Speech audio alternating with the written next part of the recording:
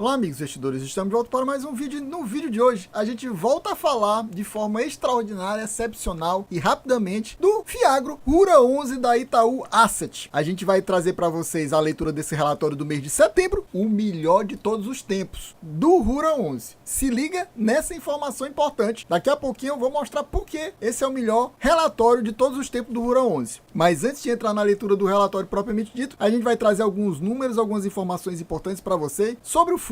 Nesses últimos 12 meses, o fundo distribuiu um dividend yield equivalente a 13,9%, o que, considerando ele um Fiagro middle risk, sim, ele é middle risk, diferentemente da maioria dos Fiagros que são high yield, ele é middle risk. Esse yield de 13,9% é um yield muito bom. Só que no momento, o fundo encontra-se com P sobre VP de 0,91, ou seja, ele está com 9% de desconto. E essa pode ser uma boa oportunidade de entrada no fundo, até mesmo porque esse fundo normalmente ele não trabalha abaixo do valor patrimonial. Quando trabalha abaixo do valor patrimonial, é 1 a 2%. Normalmente é 1 a 2 ou 3 ou até mais acima disso. Eu até trouxe no vídeo que eu lancei no último sábado, eu vou colocar aqui no topo do lado direito um cardzinho para você assistir, mas você assiste lá e depois volta para continuar esse aqui, que o fundo no último ano já chegou a bater 1,06 de P sobre VP, ou seja, 6% de ágio. E agora ele se encontra com 9% de desconto. Fazendo aquilo que eu gosto sempre de fazer, que é fazer o ajuste da cota de mercado para o valor patrimonial, deixando o P sobre VP1, esse yield de 3,9 cai para 12,7. E aí eu considero que esse yield tá pouco, tá quase no ideal. Por quê, Adriano? Você acha que tá pouco 12,7 ao ano para um Fiagro middle risk? Porque eu considero que um fundo middle risk, seja ele um Fiagro ou um FIINFRA ou um fundo imobiliário, tem que pagar pelo menos 1,5% acima dos fundos que eu considero como base desses meus percentuais que eu busco, por exemplo, para a minha carteira. Eu sempre foco para os fundos high grade de fundos imobiliários, que estão pagando nos últimos 12 meses yield equivalente a 11,5% ao ano. A partir deles, eu considero que é 11,5% ao ano, mais 1,5% se for o fundo middle risk, seja FIINFRA, seja Fiagro, seja fundo imobiliário, e mais 3% se for high yield. Aqui no caso, como ele é middle risk, seria 11,5% mais 1,5%, 13%. Teve até um inscrito no canal que achou que eu estava dizendo que o fundo tinha que buscar, sendo middle risk, 1,5% ao mês. Não é ao mês, é 1,5% a mais do que os 11,5%, ou seja, 13% ao ano. Para ficar bem claro isso, porque eu não quero que a pessoa ache que eu estou pedindo 1,5% ao mês. Então esse fundo aqui, com 12,7% ao ano, depois de fazer o ajuste, 12,7% é pouco, mas é um pouquinho só abaixo do que é o ideal para mim, que seria 13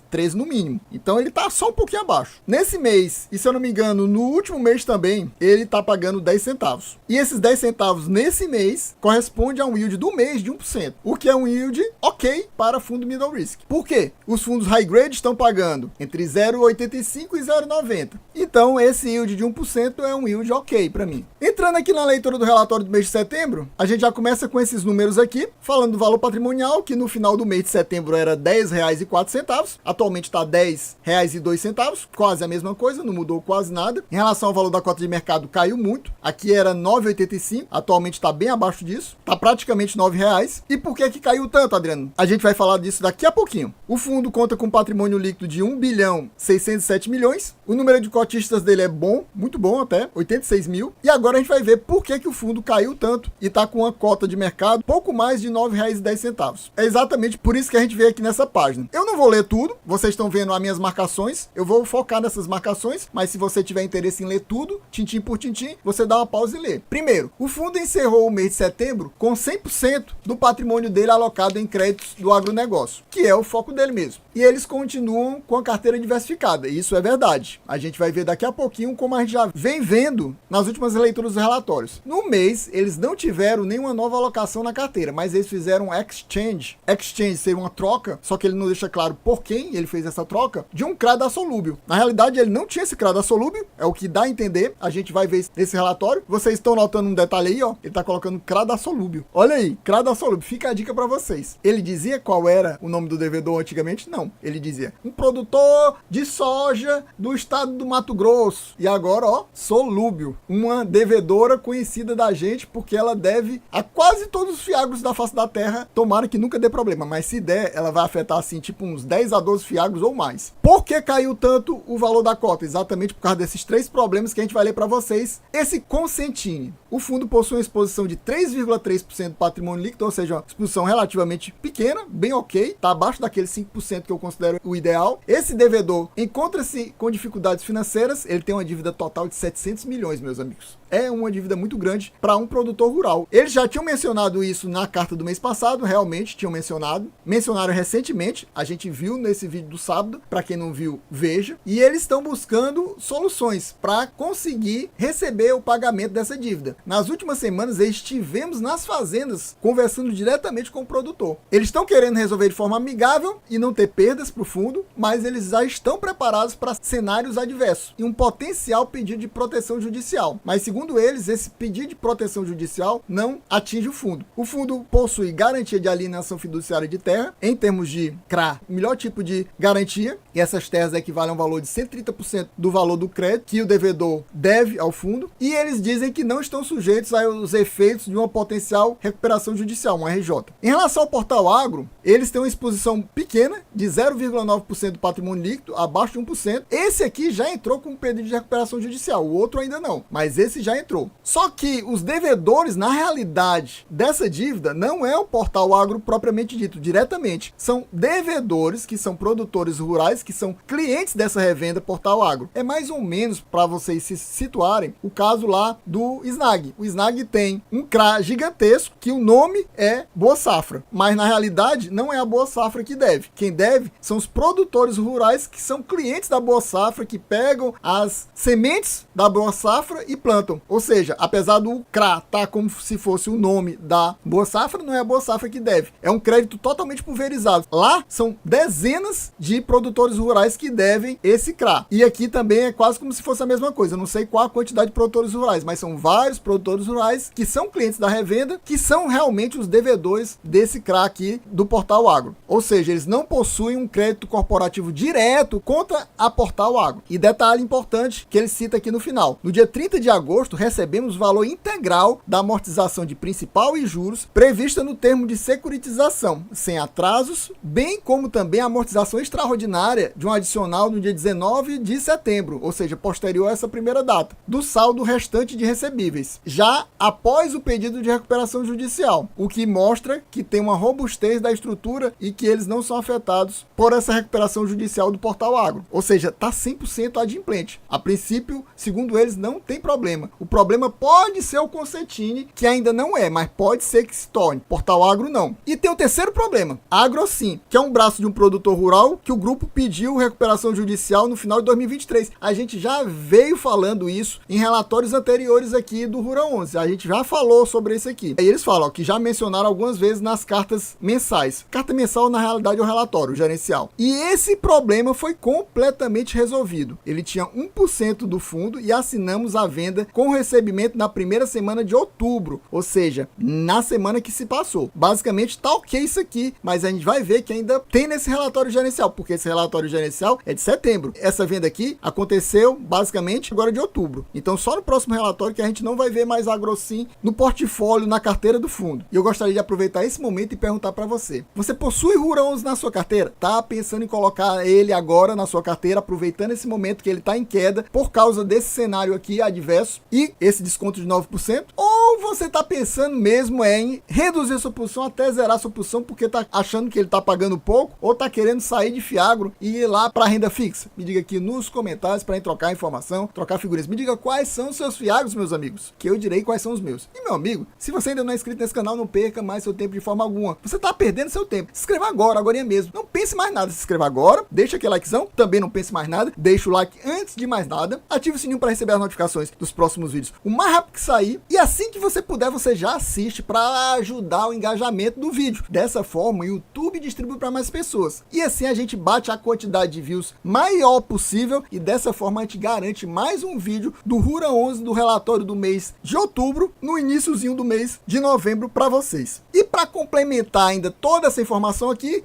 eu vou ler só essas duas primeiras linhas. Se você quiser achar interessante, você dá uma pausa e lê o restante. O administrador, conforme comunicado a mercado no dia 2/10, que foi o comunicado que a gente leu naquele vídeo que eu falei 2 dias atrás. Devido às boas práticas, aqui é boas práticas contábeis, tá subentendido isso, ele realizou uma PDD. O que diabos é uma PDD, Adriano? É uma provisão para devedores duvidosos, que é uma prática contábil que tem quando a empresa acha que vai ter um problema, que vai deixar de receber de algum devedor, ele já cria uma provisão para caso isso aconteça, ele já ter aquele dinheiro separado para esse problema. E no caso ele fez uma PDD de 1,1%, provavelmente do patrimônio líquido, que não está claro aqui, isso referente aos casos do Concetini e do Portal Agro, e por isso ele já fez a PDD, no caso de 1,1% dos dois. Se fosse ser mais criterioso, ele teria que ter feito uma PDD de 4,2%, 3,3% para o Concetini e 0,9% para o Portal Agro, mas ele acha que 1,1% de PDD já é o suficiente. Aqui a gente chega na DRE do fundo, que é uma DRE por competência, e a gente vai focar aqui nos últimos 2 meses. Essa é uma DRE interessante, mas eu considero ela muito resumida, ela poderia ser mais subdividida em vários itens aqui, que seria mais interessante ainda. Por exemplo, despesa só é uma linha. Essa outras receitas não está claro exatamente o que é o que, apesar dele colocar derivativos, rendimento de fiagros e outros, seria o ideal que ele dissesse assim, derivativo tanto, rendimento de fiagro tanto. Eu acho que aqui também tem questão de marcação a mercado dos CRAs dele. A gente vê que no mês de julho as receitas foram muito altas, 21 milhões, basicamente porque ele teve muita receita de CRA e CRI, e ele tem CRI aqui, e eu não sabia que ele tinha CRI, agora eu sei que ele tem CRI, exatamente porque a gente vai mostrar daqui a pouco como é que ficou o novo portfólio do fundo, que é uma das grandes novidades desse relatório. Aí a gente vê que no final das contas, o mês de setembro teve uma receita final praticamente igual a de julho, que foi uma das melhores receitas dos últimos tempos, só não foi melhor do que a receita de abril e a receita de outubro do ano passado. No mês de agosto tinha sido uma receita relativamente ruim, e agora voltou a ser uma receita boa. Mas a gente vê que em relação a receitas de CRA e CRI, a receita dos juros recebidos, ele recebeu um valor relativamente próximo, um pouquinho a mais em setembro. A grande diferença está nesses outros, que a gente não sabe exatamente o que foi que fez o fundo ter essa receita tão acima. Eu acho que foi marcação a mercado dos CRAs, que deu 4,2 milhões. Com isso, a receita do mês de setembro acabou sendo muito maior, porque a diferença dessa receita de outros resultados daqui para cá foi cerca de 3 milhões e meio. Então, por isso subiu muito a receita geral. No mês passado, ele também tinha colocado aqui sobras do mês anterior, que eu considero que isso aqui para mim são as reservas que o fundo possui. Que normalmente isso aqui, os outros fiagros trazem como fosse uma última linha depois dos resultados. Aqui não, ele coloca como inserindo dentro da DRE. Seria bom ter um padrão, mas infelizmente não tem. Então eu acho que isso aqui é reserva que o fundo possuía. Ele zerou a reserva, ó. Você vê que saiu de 1,7 para 0 aqui em setembro. Só que agora ele fez uma nova reserva. Se você perceber bem, apesar de as despesas terem aumentado, que a gente não sabe por quê, afinal ele só tem uma linha de despesa limpa e seca, cresceu aqui de 2,2 para 3,4, aumentou em 1,2 milhões as despesas, a gente tem que o resultado final foi de 17,9 milhões, cerca de 1,6 milhão a mais do que mês de agosto. No mês passado, basicamente, incluindo a reserva, o fundo teve um resultado por cota de apenas 10 centavos e 2 décimos e pagou 10 centavos. Agora, ele teve um resultado por cota de 11,2 centavos e pagou quanto? 10 centavos de novo. Ó, como eu falei para vocês, nos últimos meses ele realmente estava pagando 10 centavos. Aliás, aqui no mês de julho pagou 10 centavos e meio. Tinha sido pior, era no mês de junho, que pagou apenas 9,2 centavos. Então ele colocou em reserva 1,2 centavos por cota.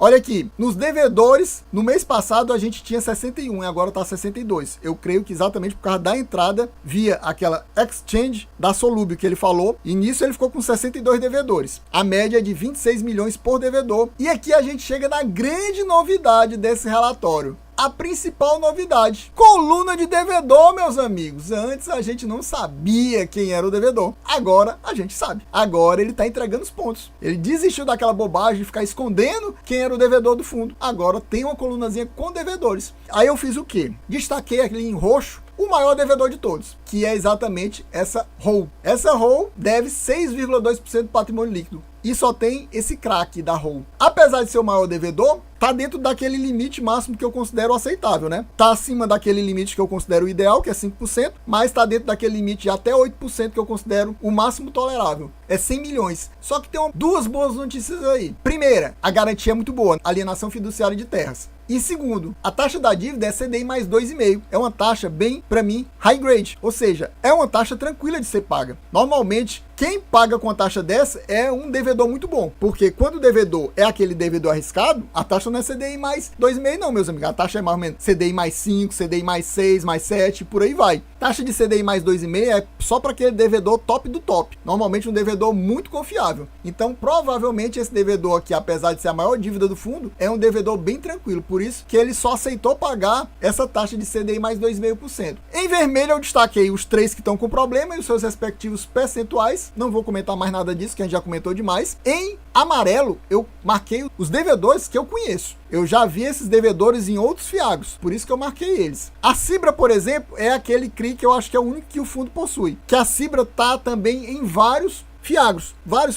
tem Cibra, inclusive até em FIINFRAS tem Cibra, e todos são CRI, não tem nenhuma vez que seja CRA, apesar de ser dentro de fiagro, é uma CRI, e lá nos FIINFRAS normalmente é debêntures, e lá também são CRI. Esses outros devedores todinhos aí, Rorita, Uisa, JBaço, Agrocepac, ACP, Terra Magna, que é um FIDIC fiagro, que ele chama de fiagro desse aqui, Tecnomil, Usina Coruripe, Goplan, Usina Santa Fé, Solifitec, Primato, e tem Solúbio aqui que eu destaquei também exatamente pela questão de a gente acabou de ver a tal da Exchange que tem lá em cima, falando sobre ela. Aqui nessa coluna a gente tem as garantias, aqui a gente tem o tipo de ativo, a maioria é CRA, tem esse CRI perdido aqui, e tem os FIDIC Fiagro, que o fundo também tem alguns investimentos em FIDIC Fiagro. Aqui temos o indexador juntamente com a respectiva taxa. Você vê que praticamente é um fundo 100% CDI, mas tem um pouquinho aqui de dólar, que ele tem uma hedge, ele tem uma proteção, e tem um pouquinho, quase nada também de IPCA. E essa é a primeira página do portfólio do fundo, tem mais um pouquinho, mas essa aqui a maioria são os maiores devedores. A gente já vê que aqui no final os devedores são quase que irrisórios, devendo 0,5% do patrimônio líquido apenas. Chegamos aqui à última parte dos devedores, novamente essa coluna inédita aqui no fundo, mais devedores conhecidos, Bevap, Uisa, Santa Helena, Uisa, Usina Coruripe. Pelo que eu contei aqui, tem uns 3 CRAs da Uisa, né? Uisa, para quem não sabe, é a Usina Itamaraty. Aqui temos as garantias, aqui o tipo de ativo, aqui o indexador e a respectiva taxa, ó, mais uma IPCA, os valores das dívidas e o percentual líquido investido. E a gente vê que o fundo ainda possui um pouquinho de dinheiro em caixa, mas é pouco, viu? Apenas 14 milhões e 300. E mesmo assim o fundo está com alavancagem. A gente vê que ele está com 627 milhões aqui, 101% do patrimônio líquido. E a gente vê que o pipeline continua igual ao do mês passado. Mês passado, se você olhar o vídeo anterior, você vai ver que tinha lá açúcar, etanol, aí tinha todos esses dados, as taxas e o valor, 40 milhões,